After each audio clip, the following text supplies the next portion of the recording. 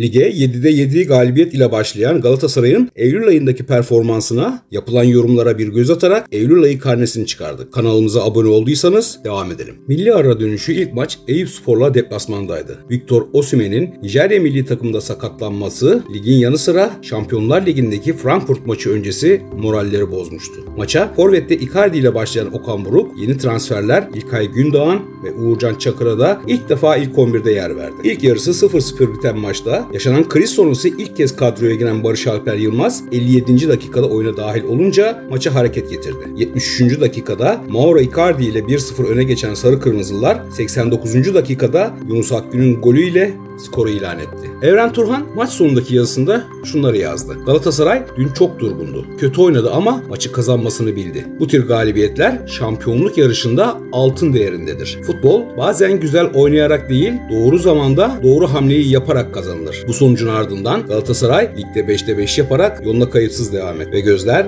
Şampiyonlar Ligi'ndeki ilk sınava, deplasmandaki Frankfurt maçına çevrildi. Ve o en çok beklenen an geldi. Şampiyonlar Ligi müziği eşliğinde sahaya çıkan Galatasaray ilk 30 dakikada mükemmele yakın futbol oynadı. Maçın başında Yunus Akgün ile öne geçti. Bir duran top organizasyonunda Barış Alper %100 golü kaçırdı. Atılan muhteşem bir gol, faul gerekçesiyle skandal bir uygulama ile sayılmadı. Ve her şey 37. dakikada tersine döndü. Galatasaray Şampiyonlar Ligi'ne hayal kırıklığıyla başladı. 5-1'lik ağır yenilgi sonrası Okan Buruk tartışılmaya başlandı. Maçta patlama yapması beklenen Leroy Sané için de soru işaretleri oluşmaya başladı. Levent Tüzemen köşesinde maçı şöyle yorumladı. Şampiyonlar Ligi seviyesinde en fazla sahne alan Galatasaraylı oyuncular takım olarak bu kadar kolay ve ucuz goller yememeli. İlk yarım saatte Frankfurt'ta top göstermeyen, Yunus'la erken golü bulan, İlkay'ın akıl dolu frikiğine kötü vuruş yapan Barış'a rağmen Galatasaray taraftarına güven verdi. Futbolda başarı ayrıntıda gizlidir. Yunus'un gereksiz pas fantezisi pahalıya patladı. Frankfurt golü buldu, tribünleriyle birlikte bir anda morallendi. Devler seviyesinde bir İtalyan hakemi böyle bir hata yapmamalı. Levent Tüzemen her ne kadar Galatasaray taraftarına güven verdi dese de maç sonunda taraftar 3 senedir Avrupa'da alınan başarısız sonuçlardan mutsuzdu. Frankfurt maçının moral bozukluğu ile maçtan 4 gün sonra rakip Konyaspor'du. Karşılaşmaya iyi başlayan Galatasaray ilk yarıda Yunus Akgün ve Icardi ile 2-0 bulunca rahatladı. 64. dakikada Torreira'nın golüyle maçı 3-0'a getiren Sarı Kırmızılılarda oyuncu değişiklikleri sonrası maç bir anda yön değiştirdi. Konyaspor 79. dakikada Umut Nayır ile farkı 2'ye indirse de Galatasaray deplasmanından puan çıkartamadı. Maçın yıldızı bir gol, bir asist ile oynayan Yunus Akgün'dü. Mauro Icardi ise bu sezon 4. golünü attı. Erman Toroğlu maç sonrası köşe yazısında genelde yürüye yürüye oynanan bir maç. Çok aralarda bir kıpırdama oluyor ama tempo 10 üzerinden değerlendirirsek 4'ü geçmedi. Galatasaray yürüye yürüye oynarken 3-0 öne geçti. Galatasaray maçın başından itibaren 9 kişi oynadı. Biri Icardi, biri Sané. Okan ikisini de çıkarmadı. Galatasaray'da takım oyunu yok. Ferdi oynuyorlar. Allah var, iyi oyuncuları var. Onunla maç kazanıyorlar. Maç sonunda ligde 6'da 6 yapmasına rağmen Galatasaray'da yüzler gülmüyordu. Frankfurt yenilgisi, istenilen baskılı oyunun gelmemesi taraftarı huzursuz etmeye başladı. Şampiyonlar Ligi'nde oynanacak olan kritik Liverpool maçı öncesi Alanya deplasmanının çok sıkıntılı geçeceği belliydi. Bir tarafta kafalarda hep Liverpool maçının olması, diğer tarafta ligde Fenerbahçe ile deplasmanda berabere kalmış, Beşiktaş'ı yenmiş bir rakip Alanyaspor. 23. dakikada Singo'nun muhteşem çalımı sonrası yaptığı asistle Icardi bu sezonki 5. golünü attı. Bu dakikadan sonra Alanyaspor baskısını artırsa da Uğurcan Çakır yaptığı kurtarışlarla kariyer rekorunu kırdı. Galatasaray'ın oynadığı oyun ise herkes tarafından eleştirildi. Bu oyuna rağmen Galatasaray'ın 7'de 7 yaparak Fenerbahçe'ye 6 puan fark atması ligimizin kalitesini tartışılır hale getirdi. Mauro Icardi maç sonunda verdiği röportajda galibiyet serimize devam ediyoruz. Önemli olan da bu. Çok zor bir maçtı. Hava sıcak ve yorucu bir sahaydı. 3 günde bir maç oynuyoruz ve takımın yorgun olduğu belliydi. Öne geçtikten sonra skoru korumayı başardık. Salı günü çok önemli bir maçımız var. Hatalarımızdan ders alacağız diyerek taraftara mesaj verdi. Maç sonu en çok tartışılan isimler yine aynıydı. Okan Buruk ve Leroy Sané'ydi. Artık gözler Rams Park'ta oynanacak Liverpool maçına çevrildi. Liverpool'un Premier Lig'de Crystal Palace'a karşı yenilmesi her iki taraf için bu maçı daha da kritik hale soktu. Ve tüm taraftarın merakla beklediği maç geldi. Herkeste bir tedirginlik vardı. Son maçta oynanan kötü futbol, Frankfurt'ta alınan farklı yenilgi sonrası bazı kesimler Galatasaray'ın fark yiyeceğini iddia ediyordu. Ancak sahada inanmış bir takım vardı. Oyuncusundan teknik kadrosuna kadar. Bir de onların inanmışlığına inanan ve bir saniye bile susmayan Ali Sami Yen'de Liverpool'a cehennemi yaşatan taraftar vardı. Maçın nasıl başlayacağı merak edilirken henüz 2. dakikada Yunus'un ara pasına depar atan Barış Alper bir anda kaleciyle karşı karşıya kaldı. Tecrübeli kaleci açıyı iyi kapatarak Barış'ın şutunu çıkardı. Bu pozisyon Galatasaray'ın milyar euroluk takıma boyun eğmeyeceğini gösterdi. 14. dakikada önce Uğurcan kurtardı, sonra Jakobs çizgiden çıkardı. Bu an bir kırılma noktasıydı. Çünkü dönen topta Barış yine depar attı, ceza sahasına girdi. Topu sahne çekip Zoboslai'yi geçmek isterken yüzüne aldığı darbe ile yerde kalınca hakem tereddütsüz penaltı noktasını gösterdi. Ve Osimhen penaltıyı gole çevirince stat adeta yıkılıyordu. Bu golün anlamı Osimhen için farklıydı. O, Şampiyonlar Ligi'nde 10 gol atan ilk Nijeryalı futbolcu olmuştu.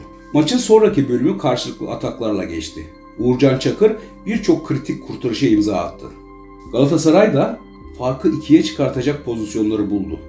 Ancak bu sefer de Alisson çıktı sahneye. Maçın son dakikalarında hakem Singo'nun müdahalesinde penaltıya hükmetti. Ancak VAR müdahalesiyle penaltı iptal oldu. Maçın sonuna eklenen 8 dakika sanki 2 saat gibiydi. Liverpool amansızca bastırdı. Ancak defansımız geçit vermedi. Son düdük çaldığında ise stat görülmeye değerdi. Maç böyle sonuçlanınca Galatasaray ve Crystal Palace serisi devam etmişti. Son 3 sezondur Crystal Palace galibiyetiyle sonuçlanan 3 Premier Lig maçı sonrası Galatasaray ile karşılaşan İngiliz ekipleri bir mağlubiyeti de sarı kırmızılılardan aldı. Maçın galibiyetle bitmesi Galatasaray'a 2.1 milyon euro kazandırırken UEFA kulüpler sıralamasında da bir basamak yukarı çıkarttı. Bu galibiyet Şampiyonlar Ligi'nin yeni formatında bir Türk takımının aldığı ilk galibiyet oldu. Maç sonu çalınan Mehter Marşı Avrupa'ya bir göndermeydi.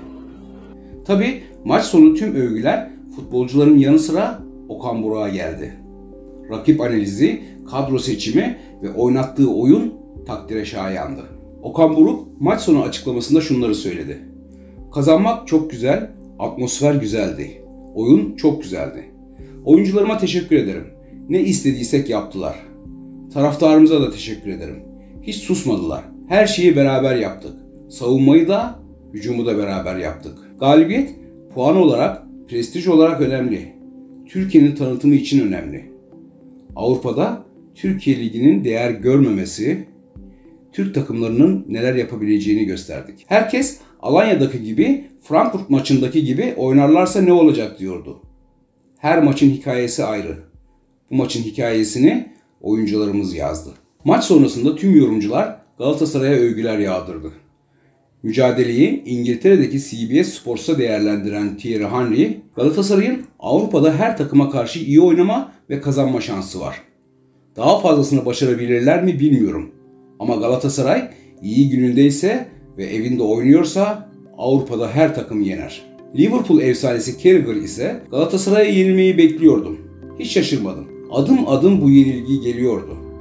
Slot artık görünen sorunları çözmeli, dedi. Galibiyetin yanı sıra taraftarın yarattığı atmosfer Liverpool'lu futbolcuları şaşkına uğrattı.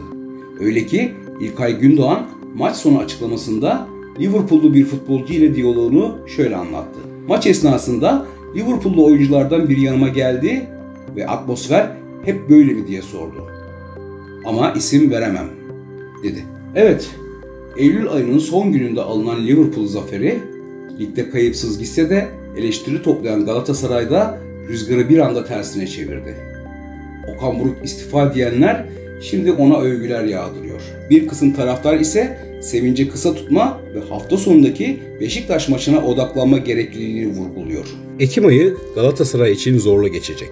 Milli ara öncesi 4 Ekim'de Beşiktaş ile Ramspark'ta karşılaşacak olan Galatasaray, ara dönüşü Başakşehir ile deplasmanda oynayacak. Sonrasında Bodo Glimt ile Şampiyonlar Ligi'nde mutlak 3 puan alması gereken bir karşılaşmaya çıkacak. Sarı Kırmızılar Ekim ayının son maçını ligin flash ekibi Göztepe ile oynayacak. Evet, Galatasaray'ın Eylül karnesi bu şekilde. Peki sizce Galatasaray Ekim ayındaki 4 maçtan kaç puan toplar? Sizce bu maçlardan en önemlisi hangisi? Yorumlarınızı bekliyorum. Sonraki videolarımızda görüşmek üzere.